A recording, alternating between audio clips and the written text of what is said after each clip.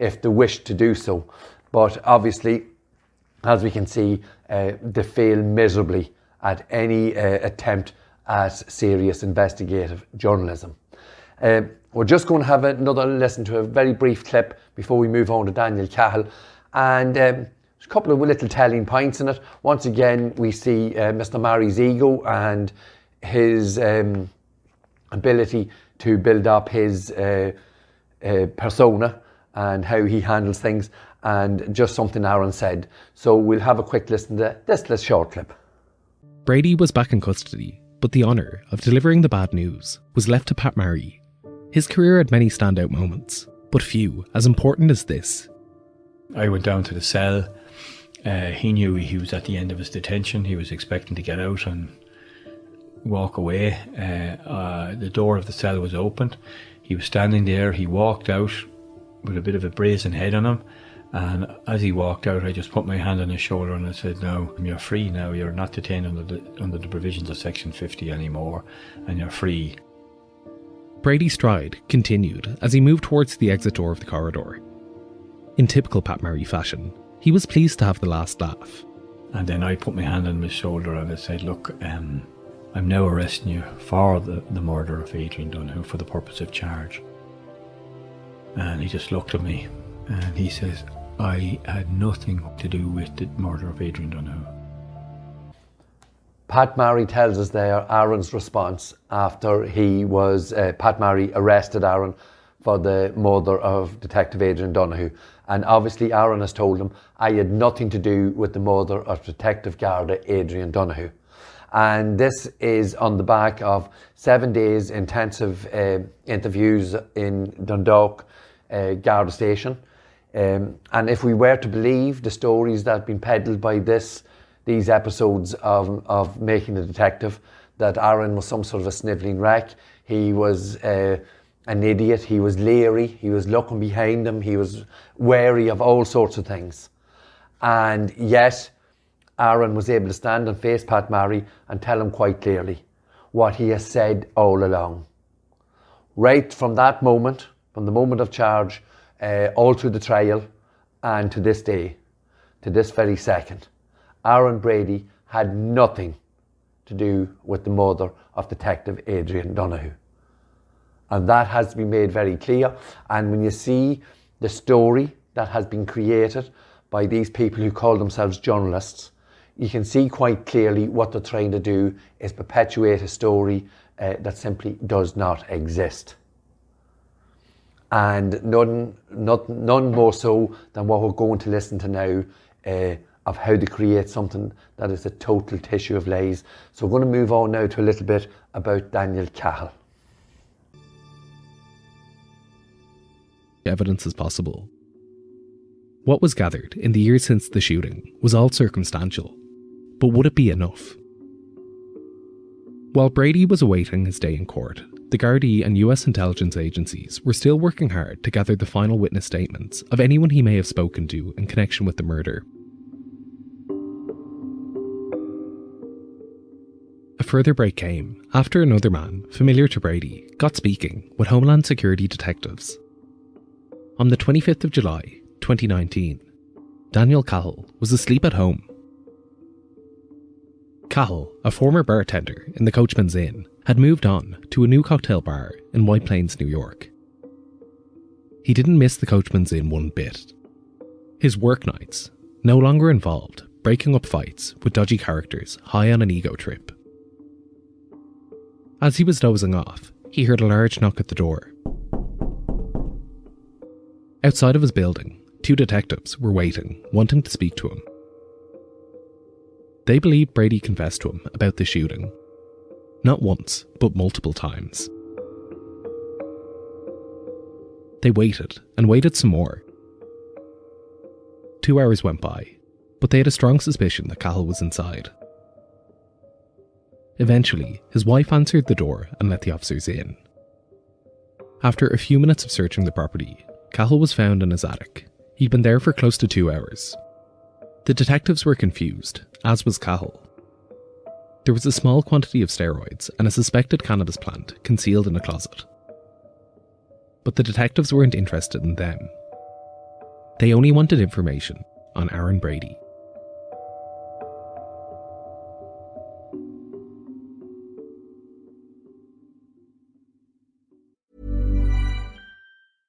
How's it going? It's Jake Humphrey here from The High Performance, and we can all go forward together.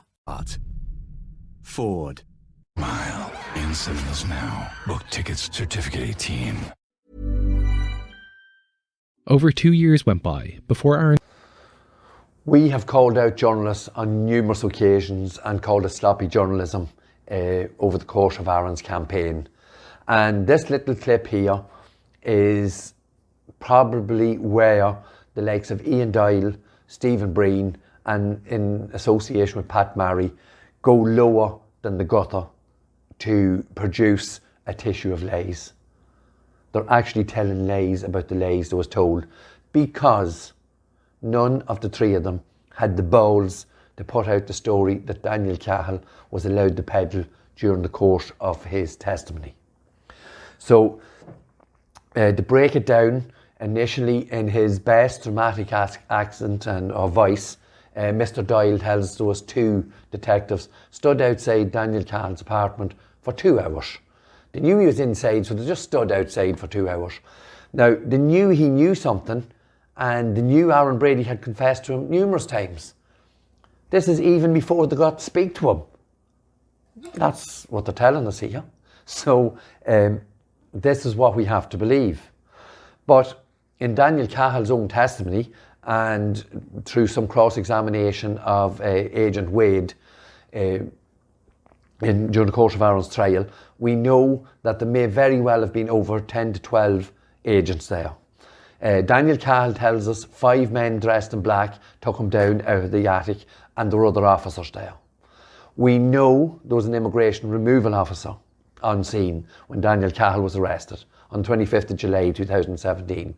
And we know from the expert who gave testimony during the course of the trial that because of Daniel Cahill's immigration status, the cannabis, the steroids, the machete attack, his allegiance or some form of connection to a terrorist organisation in Dublin, he should have been immediately taken to a detention centre and deported from America on the next available flight. That's what should have happened. And then we have this nonsense that they stood outside for 2 hours. Now we know for a fact that Daniel Cahill told us in court, and we are told by the authorities, that Daniel Cahill was in an attic, naked, for 6 hours. And Cahill even said himself, although if it's ever seen his testimony, he says he was wrapped in insulation. And even when he said it himself, you could see he knew, oh, I shouldn't have said that. But we have a man, and this is the temperatures in New York on the 25th of July, 2017. And obviously it's warm summer, and this man wants us to believe he could stay in the attic naked for 6 hours, wrapped in insulation. Physically impossible. Now, obviously you, the public, are wondering why is this 2 hours and 6 hours so vital? And it is vital because at some time, again, because of the behaviour of the prosecution and the American agents, we're not sure, and surely it's information Aaron Brady's defence team should have been given. We're not sure whether the team to arrest Cahill arrived at 5 a.m, 6 a.m, 7 a.m. We know it was early in the morning. But Daniel Cahill is not signed in to NYPD 13th precinct until after 1 o'clock. So there's a 6 hour gap. And to fill that 6 hour gap in the paperwork, obviously they didn't get a chance to alter that paperwork, and it's just something that Aaron's defence team found. So they had to make up a story, and they said that Cahill was hiding in an attic for 6 hours. But, which is physically impossible, it makes no sense that anyone's going to stand around the property for 6 hours. And I'm sure the American agents aren't that stupid that they didn't see the attic door. All that aside, we are seeing very clearly what happened during the course of that 6 hours was 2 members of An Garda Síochána in particular sat with Cahill and told him his options. Either you make up stories and tell lies about Aaron Brady, or you're being deported back to Dublin, where you have serious issues waiting for you there. You have a situation here in America where you now have cannabis and steroids, which we found in your flat, and we also have a machete attack. And Cahill may have had other issues, but to all intents and purposes, his rap sheet in America has been wiped clean. So this is why those 6 hours are so vital, because that is when the deed was done. The collusion, the coercion and the corruption took place in those 6 hours by the man described as the star witness in Aaron Brady's case. And that is what we are dealing with. That is the calibre of people. And I will say once again, if Ian Doyle and Stephen Breen don't know the difference between 2 hours and 6 hours and the vital importance of that time, did they know anything about the case? And if you don't know the details of the case, you shouldn't be producing bullshit like this, because it's disgusting. And I say again, Ian Doyle, Stephen Breen, this is gutter journalism at its worst. And once again, if we send out the invitation, if you want to discuss it, if you want to go through the details of those, I think it's 48 seconds, I was down 54 seconds. If you want to go through the details of that 54 seconds alone, we're more than welcome to more than happy to speak to you at any time, and you're more than welcome to reach out to us. Because at some stage this is going to have to be rerun again, because it can't be allowed to continue. So finally, just to finish off this evening's video, we have to a very large extent stayed away from the emotional aspect of this case, and but again, we see how it's used in this podcast and how Mary uses it in his drama and building himself up as some sort of hero in it. So I'm just going to play one more little clip, and then I'll just make one or two just brief comments on it. For Pat and his colleagues, the feelings were mixed. It was a milestone moment in all of their careers, but only a minor constellation, having lost a man they all cared so much about. It was emotional, yeah, because this was the next step of getting there, like, you know. And I remember when I was on the phone and there was one or two female detectives there, and they were in the office, and they started crying, like, you know. Like they could see all the hard work to put in, and they, you know, so they were emotional. The green light had been given to have this man charged with capital murder, and that was it. We obviously have no reason to doubt that this was a very emotional time as Pat Murray made that phone call in the incident room. But with the same token, we can say that we believe that there was a number of people in that incident room knew that Aaron Brady could not have been the man who shot and murdered Garda Adrian Donahue. For the simple reason is they knew the man was over 6 foot 1 inches tall. And indeed, in some of Detective Brazen's debriefings, he actually mentioned the gunman being over 6 foot 2.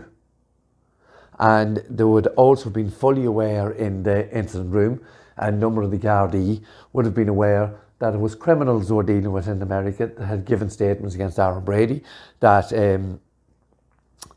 extradition warrants had been made disappear, criminal records had been made disappear. They were dealing with people who had ammunition and cocaine and large amounts of cash here in Ireland. And also were fully aware of Daniel Cahill's history and Daniel Cahill's criminal activities in New York. So obviously not all the members of Garda Síochána in that incident room were privy to all the details, much the same as Aaron Brady's defence. But I am sure there are good, decent Gardaí who was in that incident room and who were upset, and it was emotional following what had happened. And there is a possibility here to do the right thing. There are a number of families involved here, and all the families deserve justice. There is no doubt about that. And we can say without any fear of contradiction, Aaron Brady cannot be the man who shot and murdered Detective Garda Adrian Donahue. And at some stage, someone will have to come forward and do what is right. We can't put it any simpler than that. And we hopefully that day is sooner rather than later. So thank you again for watching. We will continue to scrutinise this podcast by these people, and we'll be back again with another video very shortly. Thank you for watching, and please, please, please continue to like, comment and share. Thank you.